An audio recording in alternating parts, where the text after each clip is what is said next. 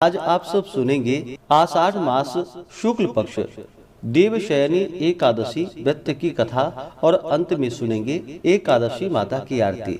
आषाढ़ मास शुक्ल पक्ष की एकादशी को इसे देवशयनी एकादशी, हरिशयनी एकादशी, विष्णु शयनी एकादशी, पद्मा एकादशी आदि नामों से जाना जाता है। इस दिन से भगवान विष्णु 4 महीनों के लिए योग निद्रा में चले जाते हैं।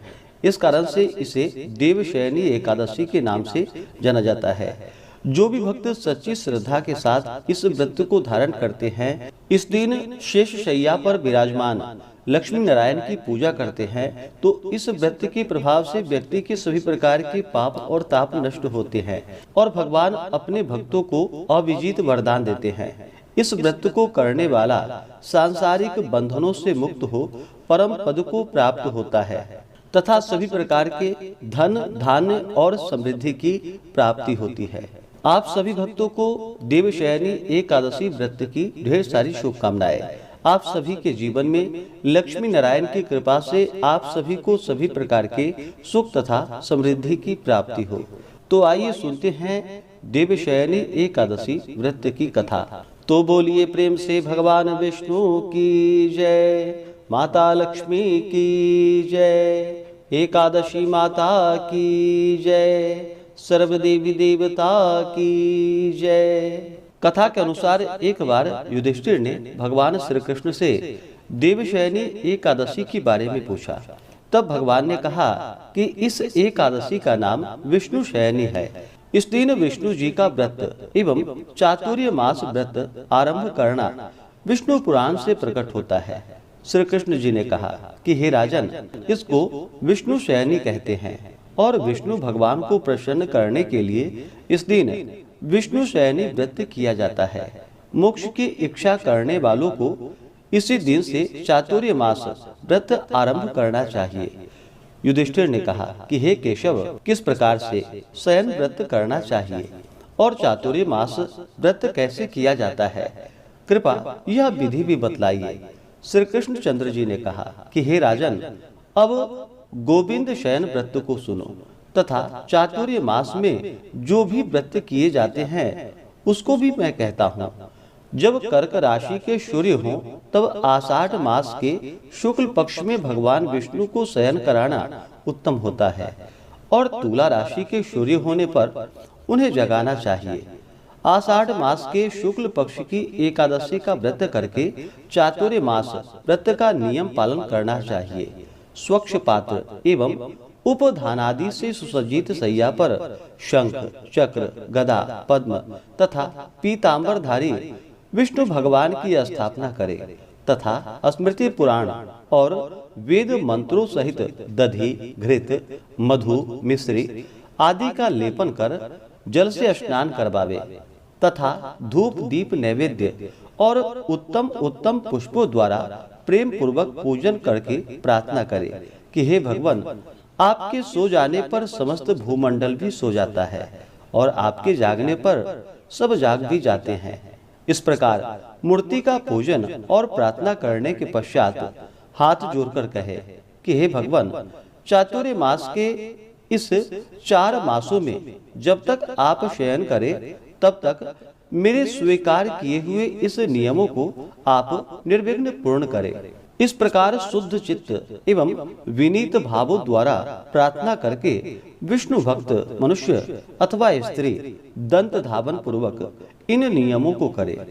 विष्णु के व्रतारंभ के 5 ही काल कहे गए हैं। एकादशी, द्वादशी, पूर्णिमा, अष्टमी या कर्क की संक्रांति को पूर्वोक्त प्रकार से व्रत का आरंभ करे और कार्तिक मास के कृष्ण पक्ष की द्वादशी को समाप्त करे।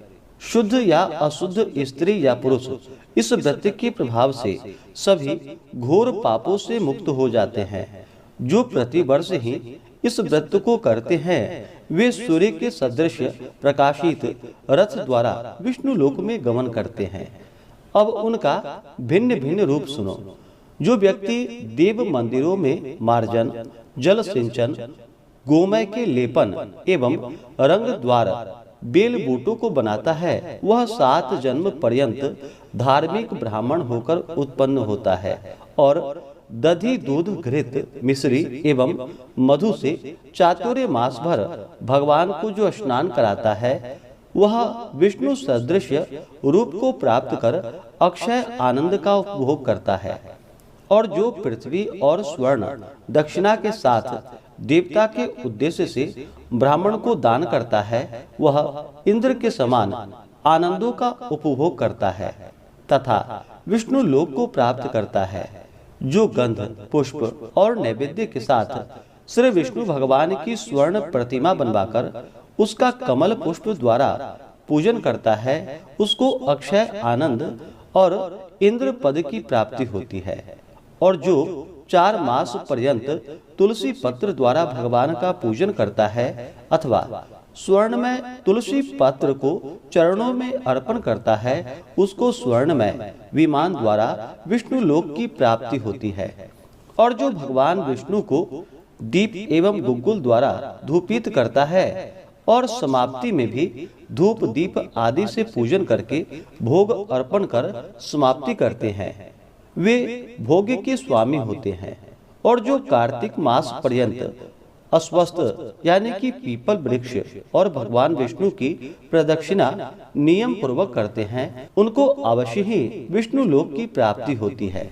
जो संध्या समय अपने प्रांगण में देवता और ब्राह्मण को दीप दान करते हैं और व्रत समाप्ति तक दीप दान का नियम प्रेम पूर्वक करते हैं वह भी वैकुंठ को निर्विघ्नता पूर्वक प्राप्त कर लेते हैं। जो भगवान विष्णु का चरणोदक नियमित रूप से पान करते हैं उनका आवागमन बंद हो जाता है। जो भगवान विष्णु के मंदिर में त्रिकाल अष्टोत्तर शत गायत्री का जप भक्ति पूर्वक करते हैं वे सांसारिक माया में पुनः लिप्त नहीं होते हैं। नित्य प्रति पुराणों और धर्म शास्त्रों की कथा को सुनने वाला एवं वस्त्र तथा स्वर्ण सहित पुस्तकों का दान करने वाला पुण्यवान धनवान और ज्ञानवान होता है। जो कोई भगवान शंकर के नाम का जप करके समाप्ति पर उनकी स्वर्ण प्रतिमा का दान करता है वह समस्त पापों से रहित हो अनुपम गुणों से संयुक्त होता है।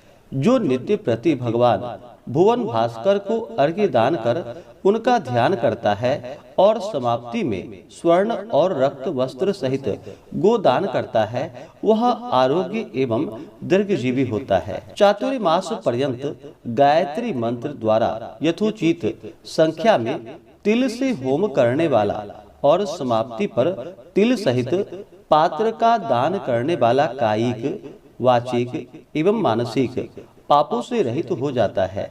वह आरोग्य दीर्घायु एवं शुभ संतति वाला होता है।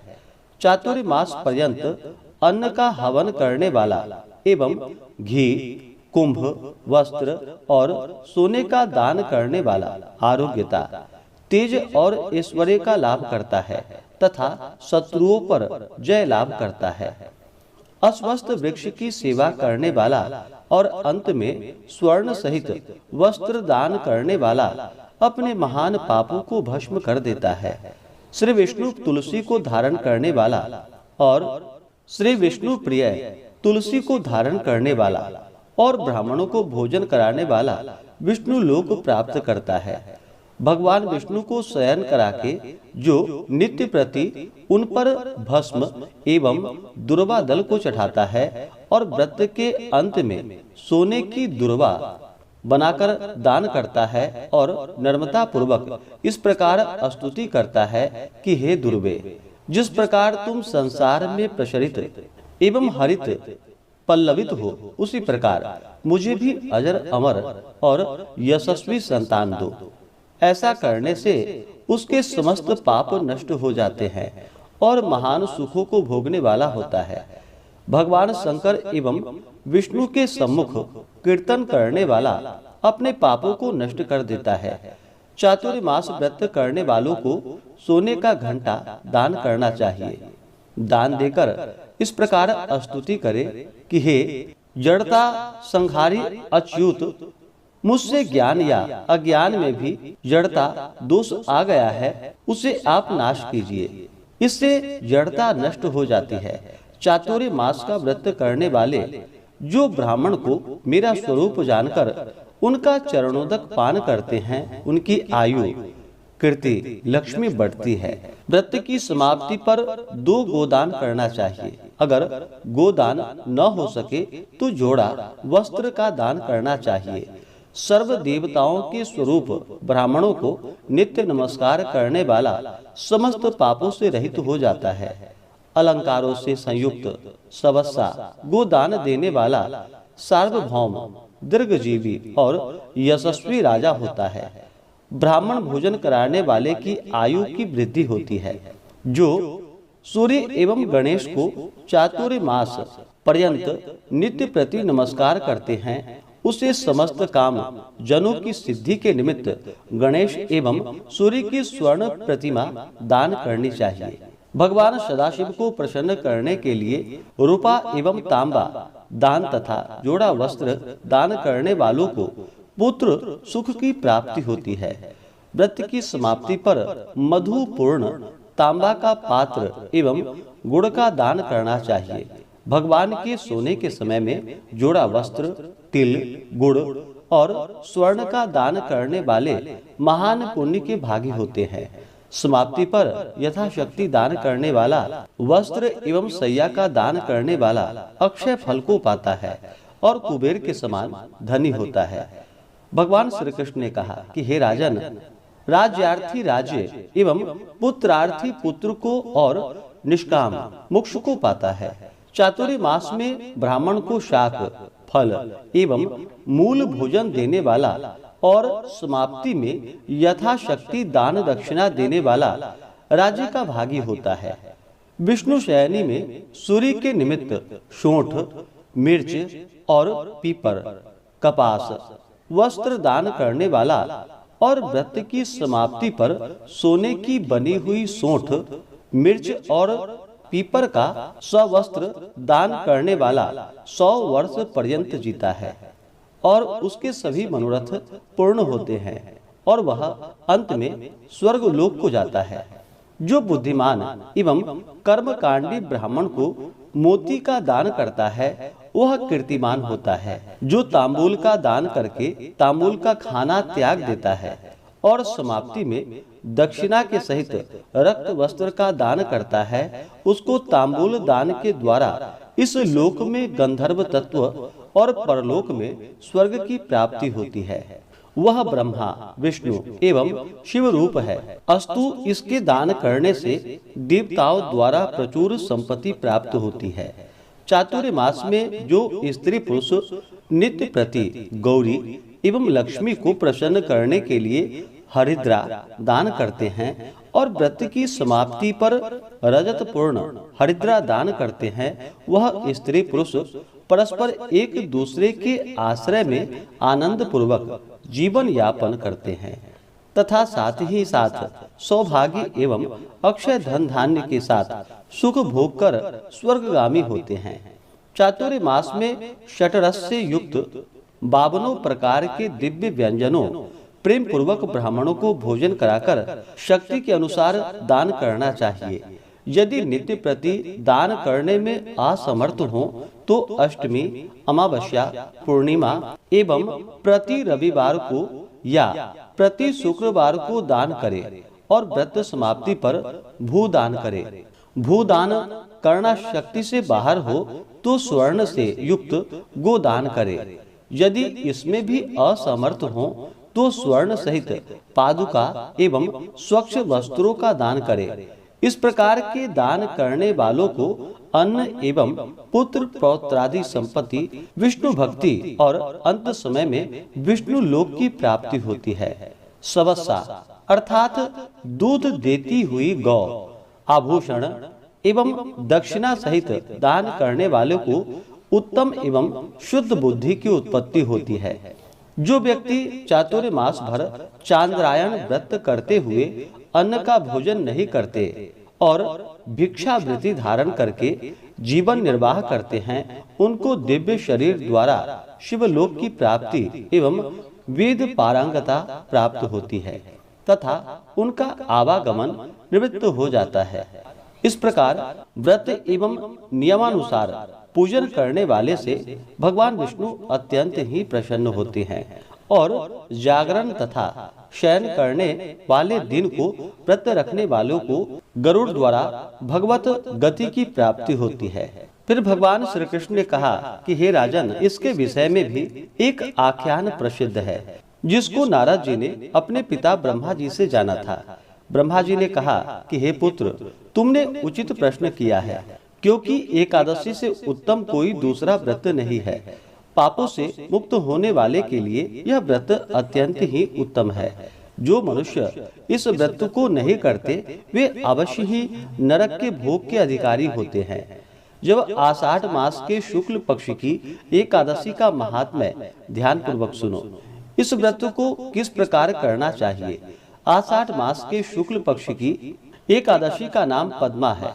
इस व्रत के करने से भगवान अत्यंत ही प्रसन्न होते हैं। यह कथा पौराणिक है, जिसके सुनने और कहने से घोर पाप भी छूट जाते हैं। सूर्यवंश में एक चक्रवर्ती सत्यवादी और अत्यंत ही प्रभावशाली मानधाता नामक राजा उत्पन्न हुआ था। वह अपनी प्रजा का पालन पुत्र के सदृश करता था। उसने बहुत दिन तक राज्य किया।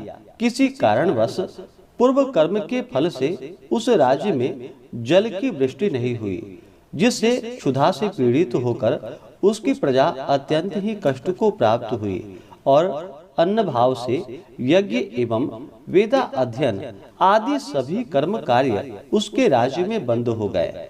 कुछ काल के उपरांत क्षुधा से व्याकुल प्रजा जन आपस में सम्मति करके राजा के पास गए और हाथ जोड़कर अत्यंत ही नम्रता के साथ उनसे कहा कि हे महाराज, सभी सृष्टि का मूल कारण वर्षा के न होने से आपकी सारी प्रजा क्षुधा से व्याकुल होकर तड़प रही है। हे राजन, अब आप ही कोई ऐसी युक्ति करिए जिससे सभी प्रकार के कष्ट से निवृत्त हो जाए। इस प्रकार प्रजा के दीन वचनों को सुनकर राजा ने कहा कि आप सब लोग सत्य ही कह रहे हैं। अन्न उत्पन्न होने का मूल कारण वर्षा ही है, जिसके न होने पर ही आप लोग को इस प्रकार का कष्ट उठाना पड़ रहा है।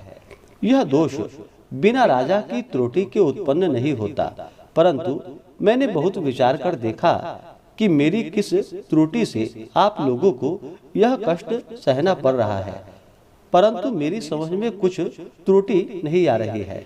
तब भी मैं इस कष्ट के निवारण करने के लिए प्रयत्न करता हूँ। इस प्रकार प्रजा को समझाकर राजा ने प्रेम पूर्वक पूजन किया और कुछ मनुष्यों को साथ लेकर वन की ओर चल पड़े और वहां पर राजा ब्रह्मर्षियों के आश्रम में घूमने लगे। एक दिन घूमते घूमते ब्रह्मा के पुत्र एवं अत्यंत ही प्रतापी और तेजस्वी महर्षि अंगिरा के आश्रम पर जा पहुँचे। वहां पहुंचकर राजा अपने वाहन को त्याग कर उसके निकट गया और हाथ जोड़कर महर्षि को प्रणाम किया।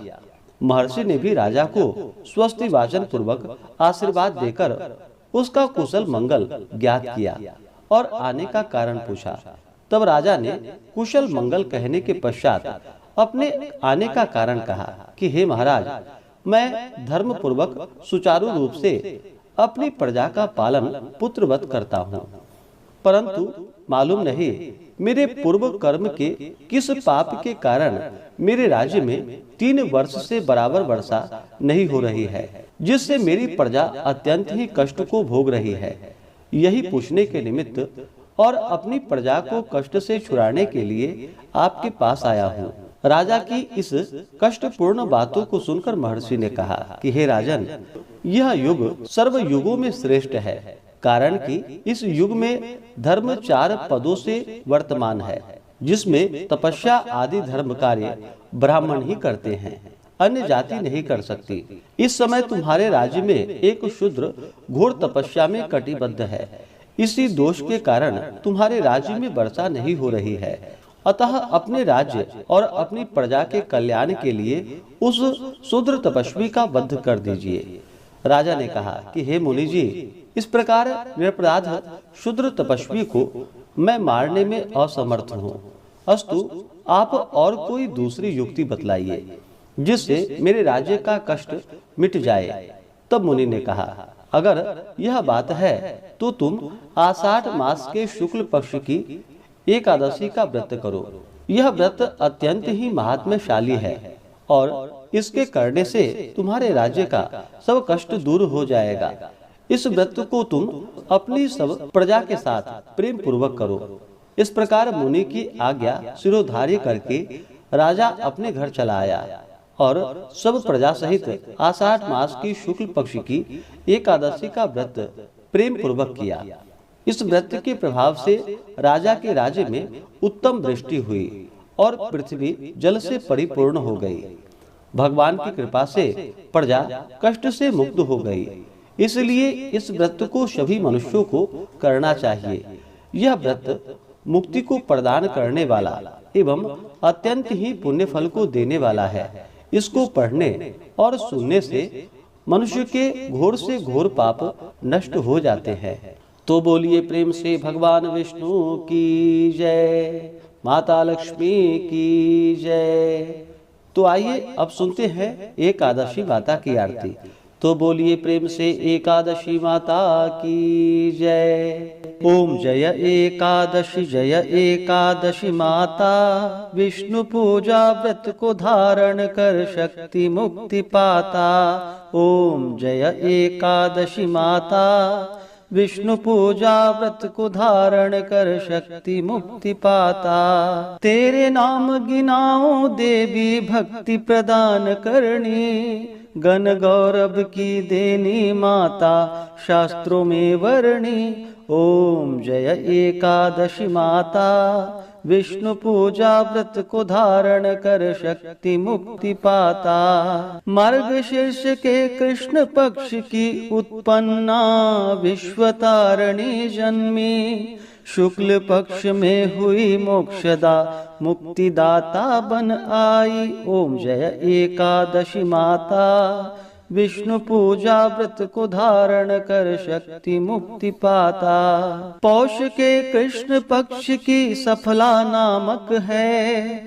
शुक्ल पक्ष में होए पुत्रदा आनंद अधिक रहे।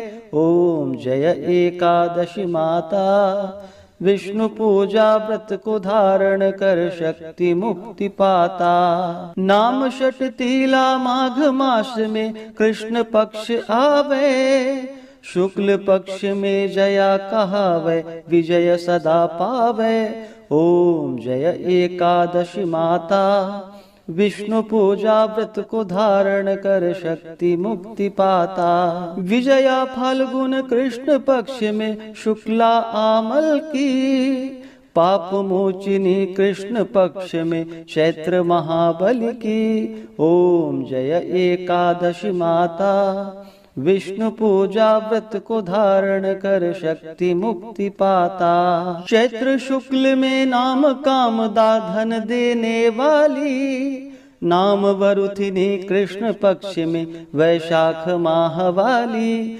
ओम जय एकादशी माता, विष्णु पूजा व्रत को धारण कर शक्ति मुक्ति पाता। शुक्ल पक्ष में होए मोहिनी अपराज्येष्ठ कृष्ण पक्षी, नाम निर्जला सब सुख करणी शुक्ल पक्ष रखी। ओम जय एकादशी माता, विष्णु पूजा व्रत को धारण कर शक्ति मुक्ति पाता। योगिनी नाम आषाढ़ माह में जानो कृष्ण पक्ष करणी, देव शयनी नाम कहायो शुक्ल पक्ष धरणी। ओम जय एकादशी माता, विष्णु पूजा व्रत को धारण कर शक्ति मुक्ति पाता। कामिका श्रवण मास में आवे कृष्ण पक्ष कहिए, श्रवण शुक्ल में होए पवित्रा आनंद से रहिए। ओम जय एकादशी माता, विष्णु पूजा व्रत को धारण कर शक्ति मुक्ति पाता। अजा भाद्रपद कृष्ण पक्ष की परिवर्तिनी शुक्ला, इंद्रा अश्विनी कृष्ण पक्ष में व्रत से भव सागर निकला। ओम जय एकादशी माता, विष्णु पूजा व्रत को धारण कर शक्ति मुक्ति पाता। पापांकुशा है शुक्ल पक्ष में आप हरणहारी, रमा मास कार्तिक में आवे सुखदायक भारी। ओम जय एकादशी माता, विष्णु पूजा व्रत को धारण कर शक्ति मुक्ति पाता। देवोत्थाने शुक्ल पक्ष की दुखनाशक मैया, पावन मास में करो विनती पार करो नैया। ओम जय एकादशी माता, विष्णु पूजा व्रत को धारण कर शक्ति मुक्ति पाता। परमा कृष्ण पक्ष में होती जन मंगल करणी, शुक्ल मास में होए पद्मिनी दुख दारिद्र हरणी। ओम जय एकादशी माता, विष्णु पूजा व्रत को धारण कर शक्ति मुक्ति पाता। जो कोई आरती एकादशी की भक्ति सहित गावे, जन गुरुदिता स्वर्ग कवासा निश्चय ही पावे। ओम जय एकादशी माता, विष्णु पूजा व्रत को धारण कर शक्ति मुक्ति पाता। ओम जय एकादशी माता, विष्णु पूजा व्रत को धारण कर शक्ति मुक्ति पाता। हाँ शक्ति मुक्ति पाता। तो बोलिए प्रेम से एकादशी माता की जय, भगवान विष्णु की जय, माता लक्ष्मी की जय, सर्वदेवी देवता की जय। इसी प्रकार से ज्ञानवर्धक जानकारियाँ प्राप्त करते रहने के लिए हमारे इस चैनल पे अगर आप नए हैं तो चैनल को लाल बटन दबा करके सब्सक्राइब करें, साथ में बेल आइकन घंटी को दबाएं ताकि वीडियो का नोटिफिकेशन आपको समय से मिलता रहे। वीडियो को लाइक करें, शेयर करें, सुखी रहें और स्वस्थ रहें। जय श्री राधे कृष्ण। धन्यवाद।